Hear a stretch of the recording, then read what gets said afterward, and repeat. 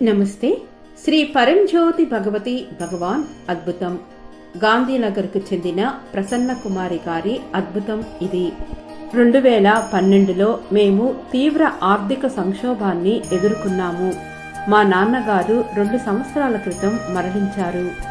ఆయన తన సహోద్యోగులకు దాదాపు 10 లక్షలు అప్పుగా ఇచ్చారు. కానీ దీనికి రుజువు లేదా ప్రామిసరీ నోట్లు లేవు. ఈ డబ్బు తిరిగి వస్తుందనే ఆశని మేము కోల్పోయాము. ఏప్రిల్ 2012 నుండి నేను ఏకం వద్ద శ్రీ భగవాన్ ముక్తి దర్శనానికి క్రమం తప్పకుండా హాజరయ్యాను. మా కుటుంబాన్ని ఆర్థిక సంక్షోభం నుండి విముక్తి చేయమని ప్రార్థించాను.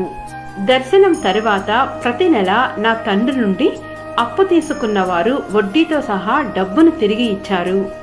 ఈ రికవరీ కోసం మేము ఎటువంటి ప్రయత్నం చేయలేదు. శ్రీ భగవాన్ దర్శనం జరిగిన 4 నెలల్లోనే మేము వడ్డీతో సహా 9 లక్షలు తిరిగి పొందాము. ముక్తీశ్వర శ్రీ పరంజ్యోతి భగవతి భగవాన్ మీకు అనంత కోటి కృతజ్ఞతలు.